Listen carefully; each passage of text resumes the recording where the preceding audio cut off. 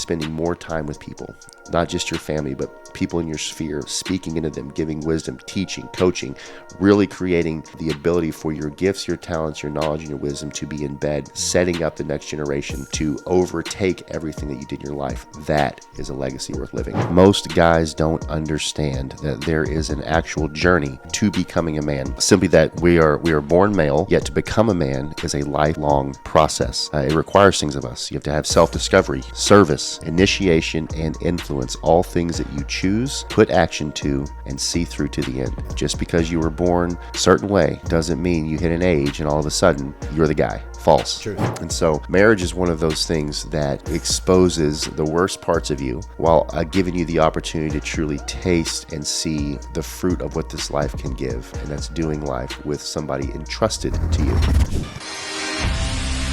This is the High Value Man Conversation Podcast, a show dedicated to the mission of building high value men.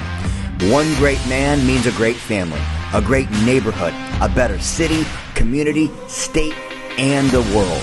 The question is, if not you, then who? Welcome back to the High Value Man Conversation. This is episode 35, and we are talking about rites of passage, the 4 stages of masculine growth for a high value man. Yep. What I love about this is being a man, being around men, is that most guys don't understand that there is an actual journey to becoming a man.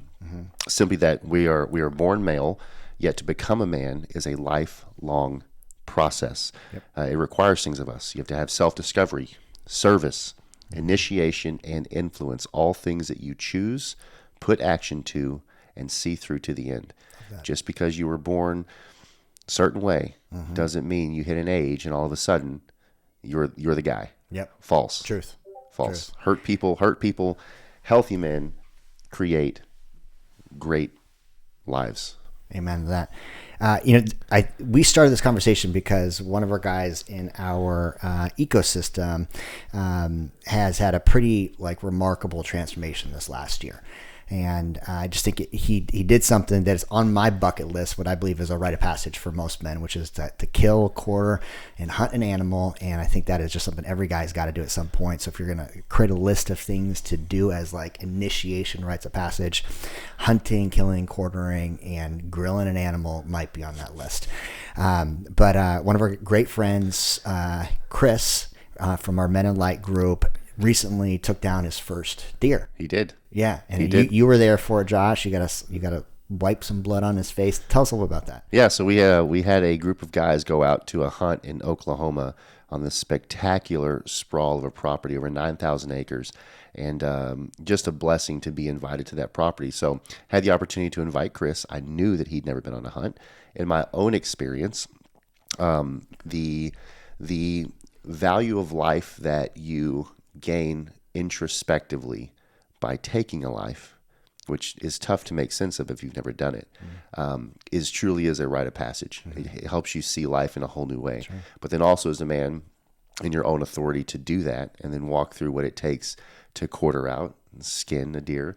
And then we have a little fun with him. So every guy that takes his first deer ends up, typically covered in blood up to his elbows, but we also rub blood from the animal on his face and kind of give him some dressing.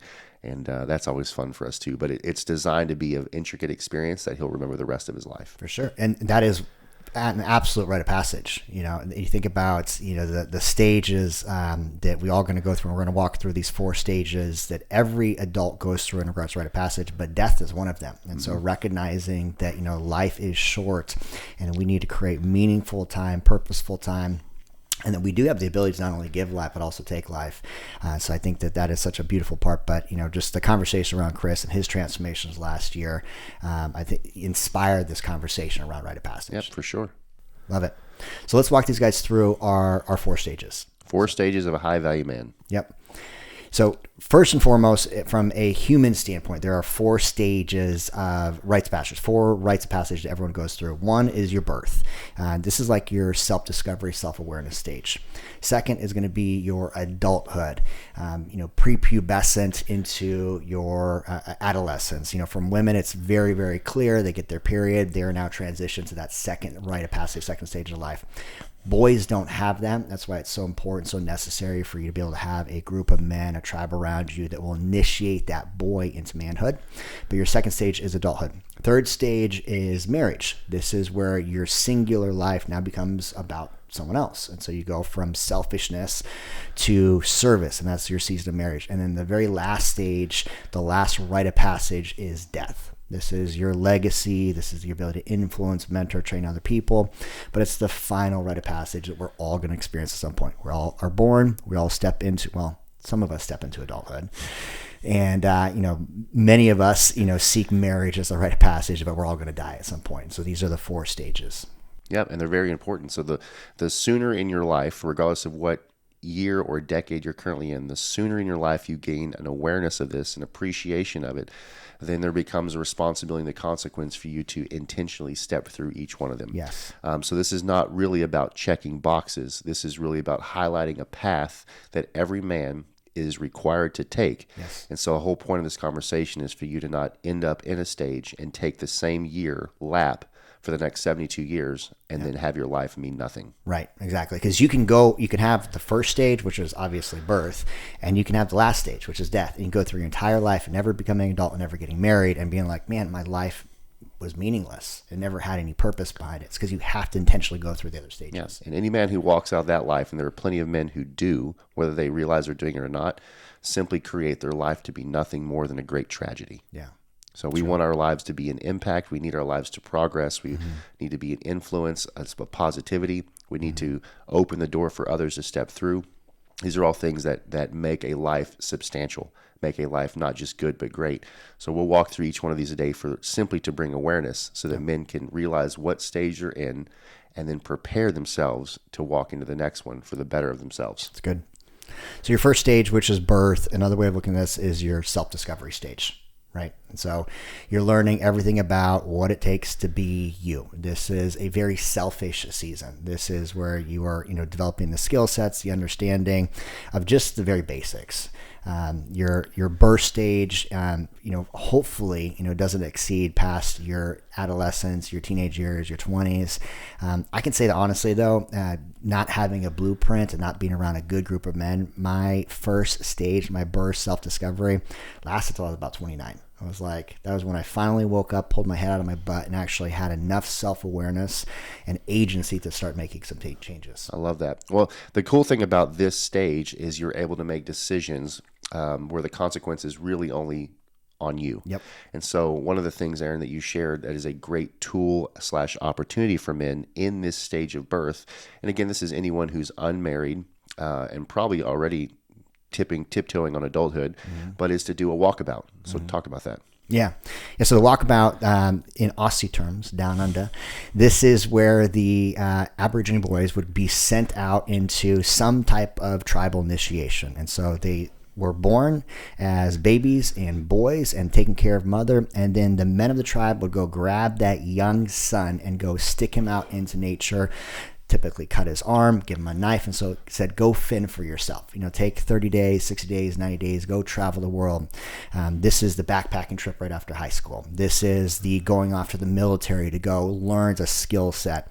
This is where your life is going from being safe, nurtured, and protected to go and doing something difficult where you become self-reliant. If you don't develop self-reliance within that first stage of development, this is kind of your birth through your adolescence, hopefully you've got this figured out by your 20s, then you're going to be a liability to other people. And so self-reliance is the first outcome that you need to develop in that first year. And that's what that walkabout does. This is what the intentional rite of passage does. But the idea behind this is that you become self-reliant. You no longer need mother's teat to go and nourish yourself. And I'm glad you said it that way, because we do have a lot of men who may or may not still be on the emotional and financial teat of mom and dad, but there are some that are well in their adulthood. But the big deal here to take away as far as that is, this is an intentional action that teaches a man self-reliance to the point of you don't have your parents directing your life in your adulthood. You don't have your parents directing your marriage in your adulthood. You're not replicating the house that you grew up in your adulthood. So these are things that you need to do. If you're already married, It's okay to backtrack and do some of these things because you want to get yourself right. Sure. But especially for men that are either single or boot up or unmarried, is to take the opportunity to do something like a walkabout, both in the literal and even metaphorically. Yeah. To dive into this area. Another thing that we do, Aaron, in this birth stage that we need to be intentional about is seeking conflict. Yeah. Seek conflict. This is the ability for us as men to choose our hard. Life is going to be hard regardless. I know a lot of people have this unrealistic vision that when I get to a certain age or a certain stage in my life, life gets easier. It gets simpler. I will tell you, in my 40s, and every year has just gotten harder. Every year has produced more fruit, has become more satisfactory, but life has never gotten easier, and I'm sure that you would agree with that. It only continues to get harder, so you need to prepare yourself for that by seeking conflict. Ways that we can do this in choosing our hard is formal competition. Formal competition. And get in a fight. The whole beauty behind that is a man has to know what he's capable of. And we have so many, I'll use the term cis men running around that are incompetent, that are unable to make a positive impact because they haven't been taught that masculinity gives them an authority to really be a masculine, strong man, to be impactful, literally with conflict. And so, yes, formal competition is great. As men, it's wired in us. We need it. But I also very much support go get in a fight. Doesn't mean go to a bar. Probably not. And pick a fight. But whether it's guys around you or go joining jiu-jitsu or kickboxing or karate or whatever it may be for you, go figure out what you're capable of physically. Yeah, it's good. Another one we already mentioned is take a life. Our life is so valuable. You hear me say this all the time, but time is the only currency we actually get. Don't be a man that turns 50, turns 60, and starts to see the end of his life nearing and start to decide, oh man, my time is valuable because it's dwindling. Do it early in your life. Realize that this life is nothing more than a breath as far as length, and make the most of it. Taking a life like a hunt is a great way for a man to have his eyes open to the value of his own life. It's good. Yeah. And the last thing we have here is an apprenticeship or fellowship. That if you ever want to be a great leader, we have to first become great followers. So good. So who we follow can't just be a hero or a social media person, an athlete, or even just our parents.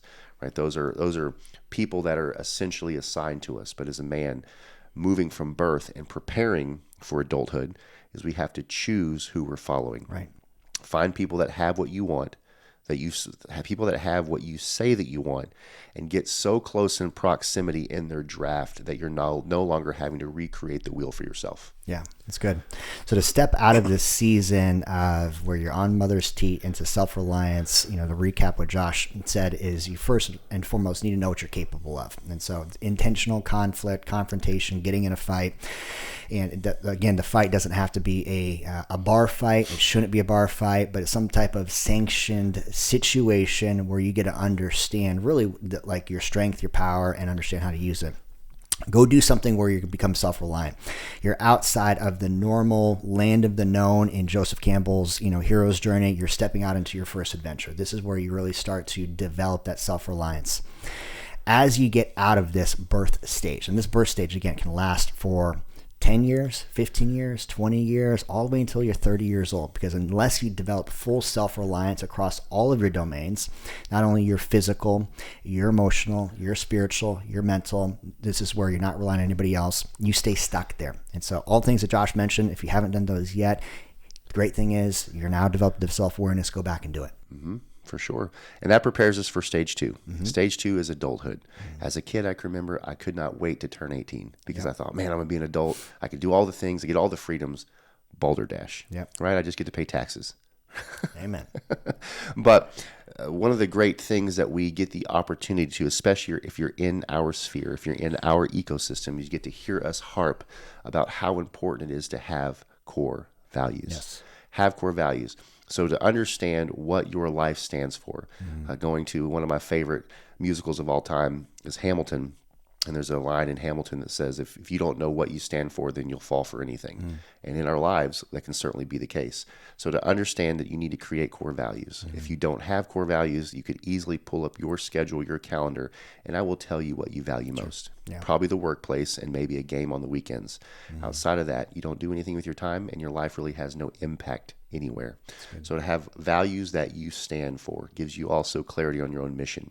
Your life has to have mission in order to have purpose. Yep. So create core values. Another one is develop brotherhood. Brotherhood. Guys in the military, this is something that's such a gift of that type of organization and that type of commitment, is you are forced to be around other men that you entrust your life to.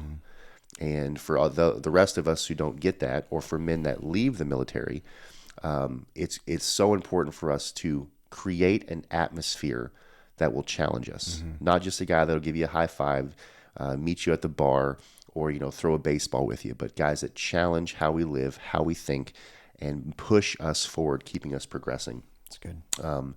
The beauty with a good, healthy brotherhood is it produces within us, Aaron, authenticity, which men are typically weak at, transparency, which men are typically weak at, and accountability, which every man needs. I don't care how hard or how high you regard yourself, you need it. Yeah. And I think the greatest thing too of that brotherhood is that iron sharpens iron. So in this season of adulthood, if you truly want to become a master at some point, and whatever your profession is, your career is, whatever your life path is, you have to sharpen the blades, your talents and your treasure. It means you need to be in proximity with men that are at a further advanced journey than you, so they can create that sharpen inside of your own sphere. And so, the takeaway from this in this adulthood season is you're developing the skill sets that will direct you towards mastery. In order to do that, you have to surround yourself with a band of brothers that are on the path the same way. Yeah, and if you're the kind of guy where, and I've certainly been this man and still feel it, but if you're the kind of guy that your pride says, well, I like being the big fish in the pond, it feels good, then you may be the big fish in the pond, but in a very short timing, you will be overtaken. You will be passed by everyone else around you, and your life will mean very little. So to be in a room with people that are further down the road than you, more intelligent than you, stronger than you, have better relationships than you, have more money than you, will stretch you. This goes back to you're the average of the 5 people you hang out with. Well, those other 4 people in your sphere better be further down the road than you. Love that. Okay, so first, rite of passage, season, reflect on self-reliance. That is the goal you're looking for. In that birth stage, you want to become self-reliant, get off the milk onto the meat. Stage 2 is adulthood. This is your selfish season. Like, this is where you can develop the skill sets. You start to understand what you're good at. You're going to surround yourself with the brotherhood. You're going to sharpen the sphere. You're deepening your strengths. Now we're stepping into the third stage, which is marriage. Yeah. And this rite of passage, this season is all about service. So the beauty behind marriage is it's one of the greatest gifts, in my opinion, on this side of eternity that we get the opportunity to experience. For all of us who are believers, we know that that's one of the first ordinations that God gave after creating life, was creating what intimate relationship between a man and woman looks like, and that's through marriage. And so marriage is one of those things that exposes the worst parts of you, while giving you the opportunity to truly taste and see the fruit of what this life can give, and that's doing life with somebody entrusted to you. So things that we need to do if you're in the marriage stage is, number one, is establish roots. So establish roots. Men often chase their careers. They will uproot and move all over the country for a little bit more money or a little bit better opportunity. But by establishing roots, because a woman's number one need is certainty. She needs to know undoubtedly that you are who you say that you are. So to establish roots in marriage means geographically be in the place that you're going to be in for at least a long-term scenario. And the reason why you do that is you can't also establish great relationships around you if you're hopping up, leaving every 12 seconds, chasing your own significance. But get roots geographically, spiritually, through a biblically based church, relationally. Give yourself the time to build actual male relationships and other couple relationships that you do life with. This isn't Facebook friendship. This is real life. And then also to establish roots for your own vocation. So financially, we have the ability to really grow in who we are in our financial impact by not hopping around all the time. There's a guy in my life that He's a great dude. He's good at a lot of things, but he often gets bored at what he does. And so every 2 years, he's doing something new. And shocking that he's always in financial stress. Always. Because he's always starting over. Sure. So gaining roots. My first big step of marriage. Number 2 is to develop a life, which means to establish a mission. So you're no longer making decisions for just you. You're making decisions for a legacy. This is where legacy begins, right? As a man, is when we're tethered to a woman and we create a family. We also have to give direction for that family if we intend for it to ever make a positive impact in the kingdom and around the world. And so establishing a mission, this comes back to our vision, core values, things we've already covered before, is you have to establish that in your marriage. And then for men, getting tapped into masculine community, which we've talked about already in a previous stage, but not just staying. So you're just not around men until you find a woman, then you go off and then your woman's your woman and that's it. More than ever, married men need to be around strong men that are also married who make their marriage a priority. Sure. Is you have to be tapped in. And then we took a life in the previous stage, and a lot of us get the opportunity to create a life. One of the most memorable, emotional moments is watching my children come to life. And what that did for me as a man and the immediate shifts that I desired to make because I was now a responsible man, a father, no longer just a man and a husband, is intricate for a man. And so we happen to have a newlywed man in the room. So do you have anything to say to that with your new stage? With this new rite of passage? Absolutely. I've spent a lot of time in that self-discovery, self-reliance, selfish season prior to marriage. And I think the biggest mindset shift in stepping into this initiation, this season, is having great templates to follow. If I didn't have the relationship that I have with you and your wife, PK, Elevate Life Church, the Uncle Backs, so many great templates of great modern men that are living that high value lifestyle across their faith, fitness, family, and finances, that are truly honoring their wife and building a great life, I don't know that I would intentionally pursue this. It wasn't long ago that I actually made the decision that I wanted to get married and have kids. I'd say it was about 35, so only maybe 5 or 6 years ago. I didn't want to have kids and I didn't want to get married. I was like, I'm going to live this lifestyle out because in my entire 35 years worth of life, I've never seen a marriage that actually works. Most people are statistically, they're on their second or third marriage. Their kids don't respect them. Their wife doesn't respect them. They're fat. They're out of shape. They're not pursuing things they want to do. Why would I want that? No one's really selling the sizzle of why marriage works. And so that was really my frame until 35. And there was a couple of relationships that showed up in my life right around that season of 35. I was like, man, you know what? Maybe there is a possibility. And when I saw what's happening at Elevate Life Church, met you and your wife, saw what PK has modeled to his son and grandkids, and you actually see a template for him, I was like, you know what, this is something that I do want. It is a great foundation, and it becomes a multiplier for so many more things beyond my own life.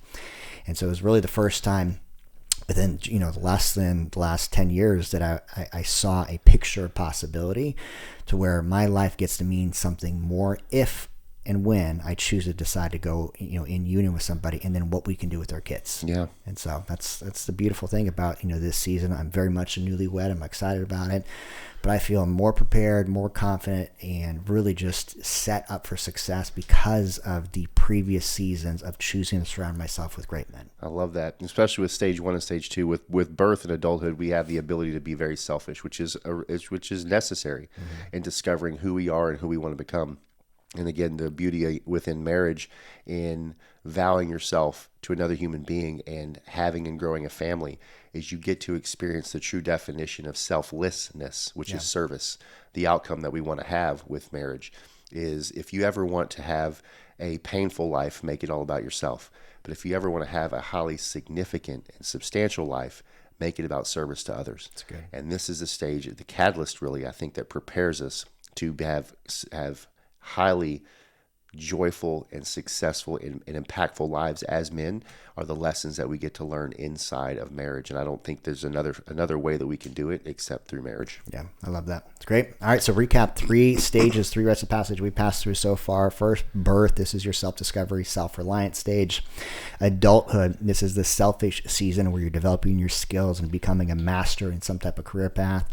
Third is the selfless and service-based season of marriage, where your life then becomes responsible for somebody else and you get to create a life as you bring kids into the world.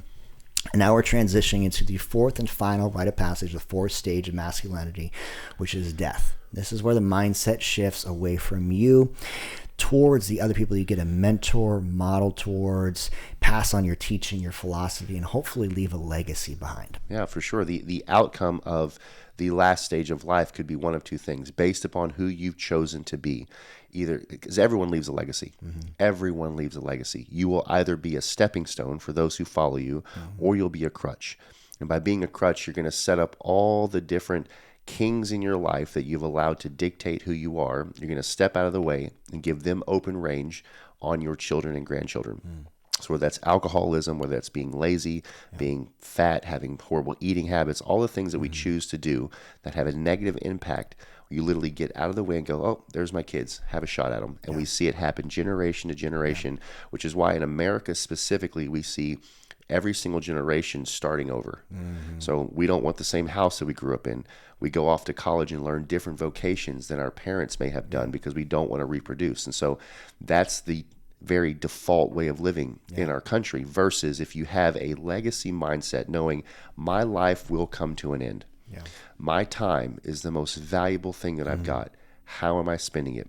I'm going to be intentional with it. I'm going to make an influence. I'm going to get around people that challenge me consistently. As we've talked about in previous episodes, I'm going to choose to have a life that lives soar, which means I'm growing and progressing in every area of my life. You then become a stepping stone for those who follow you, and those can be produced and left first with your philosophies. As parents, as an older generation, because with my gray hairs, I'm stepping into that older generation, is I'm now leaving a footprint or a philosophy that others will follow and others will adapt. So I'm handing down not just my assets and, God forbid, liabilities. Don't hand your children liabilities. You're better than that.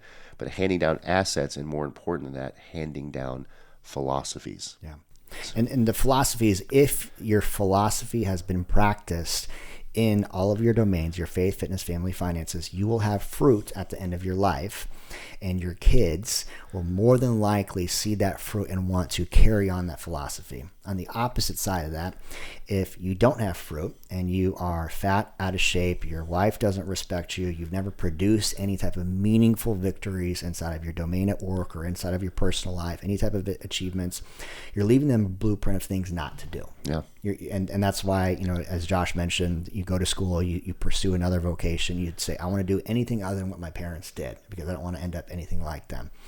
And what a horrible imprint that you're leaving behind. Versus the other side is, if you truly live by a code, a set of virtues, you've got values, you live by a vision that is pulling you and calling you forward, you're stacking consistent victories, you overcome those vices, those roadblocks, then you get to create a beautiful blueprint that your kids get to adopt on their own. Yeah, I love that. And so a great practice that we can challenge you to do is to write a book. Right? If there's philosophies in your life that are working, if there's things that you truly want to embed in your children and grandchildren and great-grandchildren, especially because the Bible talks about the decisions in the life of a man trickle down 4 generations. If you want to give them what works in your life, write a book. Write a book. Everybody should write a book. Everybody should. What I love about a book, and one of the great men in my life has said this before, is that when you read a book, you get to wean from the best parts of an individual. Because typically when someone writes a book, they've got they've got decades of decisions and actions they've taken that work, and they decide to put them between pages, and you get to wean from that. And then typically reading a book does not take long, so you can get a lifetime worth of wisdom, knowledge, understanding, and action and philosophy absorbed in a very short amount of time. So write a book. And here's the thing: if you don't write a book, someone else will write one for you. Ouch. And it's the truth, right? And so think about this. You're growing into adulthood, and you're like, my mom is like this, my dad is like this, they've always been like this. You've created a story based on who you think you are, based on your perspective, your hurt, your trauma, your problems, all of that. And you probably have never really gained the insight as to what created your parents the way they were. And so you've already created this idea of who they are, and it's just like taking taking an insight of somebody without actually understanding their story. But if you write a book and you have your philosophies written down and you live by it, you've got a piece of manuscript that will tell the story of who you are long after you're. So powerful. Another way that we can prepare for our own death is also through generosity. And so many people tie the word generosity just to financial. And so we ought to live lives that do create financial stability and the ability to be financially generous in our later years in life. But what I want guys to mostly focus on with this is generosity, first of all, with your talent, which is what we're talking about. The gifts and the skills that we have received and we have perfected over our lifetime, we can start to embed in everyone else that we follow. Yes, with our children and grandchildren, but also for the people that entrust us to their sphere, to leave and ingrain the best parts of yourself in people. But even more so than that is to be generous with your time. Yeah. We live in a country that says, go to school, get a career, save some money, and retire. So people have this thought process of, I want to get to the end of my life and do nothing. I just want to relax. I just want to be. Your thought process, if you believe in becoming a high-value man, has to be the exact opposite. That the more decades you get into your life, that the more you're cranking it up, especially with your time. So rather than retiring and going off and playing golf for the rest of your days, that you should be spending more time with people, not just your family, but people in your sphere, speaking into them, giving wisdom, teaching, coaching, really creating the ability for your gifts, your talents, your knowledge, and your wisdom to be in bed, setting up the next generation to overtake everything that you did in your life. That is a legacy worth living. So good. Recap this, guys. 4 stages of masculine maturity, growth, the rite of passage that every man will, well, mostly every stage every man will walk through. First, birth. This is your self-reliance season. Adulthood. This is your skill set, your selfish season where you're becoming a valuable person. Third is your marriage season. This is all about service and the life you get to create together. And then the last one is your legacy and your death season. Question to ask yourself, what season are you in? And ask yourself from a metaphorical standpoint and a physical standpoint. You're probably saying, well, I'm an adult, so I'm an adult. No, not necessarily true. We're going to go back to the beginning where we first quoted, just because you were born a man, just because you're 30 years old, does not mean that you're a masculine, high-value man. You need to take yourself through these rites of initiation, check in, become self-reliant, become a valuable person, be conscious that you're in a season of service, and actually start developing a life philosophy. So ask yourself the question, what season are you in? Yep. What season, what stage am I in, and what next phase, what next rite of passage do I need to begin to prepare for? Yeah. Right. Every man needs to have a vision for their life. And so you need to know and prepare for what's next so that you don't just walk aimlessly through your years, get to the end of your life, and experience what the most painful thing you can experience, and that's regret. So good. I love that. I hate regret, but I loved how you left that. Like a knife right in the gut.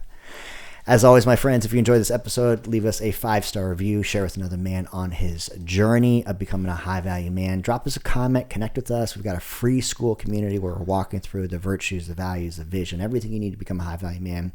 Click the link somewhere on this video, and I'll see you on the other side. Much love, many blessings. Talk to you soon. Boom.